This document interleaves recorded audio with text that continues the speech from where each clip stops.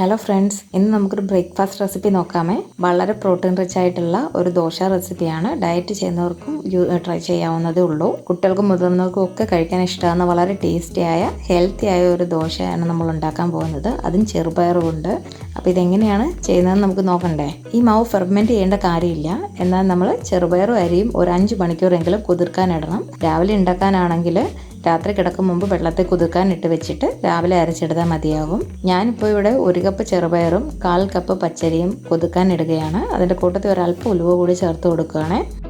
ഞാൻ രാത്രി കുതിർക്കാനിട്ട ചെറുപയറും പച്ചരിയും എല്ലാം രാവിലെ ഇപ്പോൾ എടുത്ത് ക്ലീൻ ചെയ്ത് വെച്ചിട്ടുണ്ട്. ഇനി ഇതിനെ അരച്ചെടുക്കാൻ നമുക്ക് മിക്സിയുടെ ഒരു ജാറിലേക്ക് മാറ്റാം. കൂടെ ഒരു വലിയ പച്ചമുളകും അല്പം ഇഞ്ചിയും കറിവേപ്പിലയും ചേർത്ത് കൊടുക്കാം.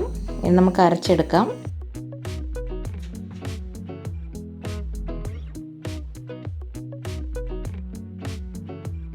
അരച്ചെടുത്ത മാവ് ഒരു പാത്രത്തിലേക്ക് ഞാൻ മാറ്റിയിട്ടുണ്ട്. ഇനി ആവശ്യത്തിന് ഉപ്പും ഒരു 1/4 കപ്പ് സവാള അരിഞ്ഞതും ഒരു 1/2 ടീസ്പൂൺ ജീരകവും ചേർത്ത് ഇളക്കി കൊടുക്കാം. തവ നല്ലോണം ചൂടാക്കിയിട്ട് നമുക്ക് ദോശമാവ് അതിലേക്ക് ഒഴിച്ചു കൊടുക്കാം. കുട്ടികളെയൊക്കെ ചെറുപയർ കഴിപ്പിക്കാൻ എന്ത് ബുദ്ധിമുട്ടാണ്. അപ്പോൾ അവർക്ക് ഇങ്ങനെ ദോശ ഉണ്ടാക്കി കൊടുത്തു കഴിഞ്ഞാൽ അവരങ്ങ് കഴിച്ചോളൂ. ഞാനിപ്പോൾ അതിലേക്ക് ഒരല്പം ഓയിൽ കൂടി ചേർത്ത് കൊടുക്കുകയാണ്. ഒരു വശം നന്നായിട്ട് മൂത്ത് കഴിയുമ്പോൾ നമുക്ക് തിരിച്ചിട്ട് കൊടുക്കാം. ദോശ റെഡി ആയിട്ടുണ്ട്. ഇനി നമുക്കൊരു പ്ലേറ്റിലേക്ക് മാറ്റാം. ബാക്കിയുള്ള മാവ് കൊണ്ട് ഇനിയും ദോശ ചുട്ടെടുക്കാം.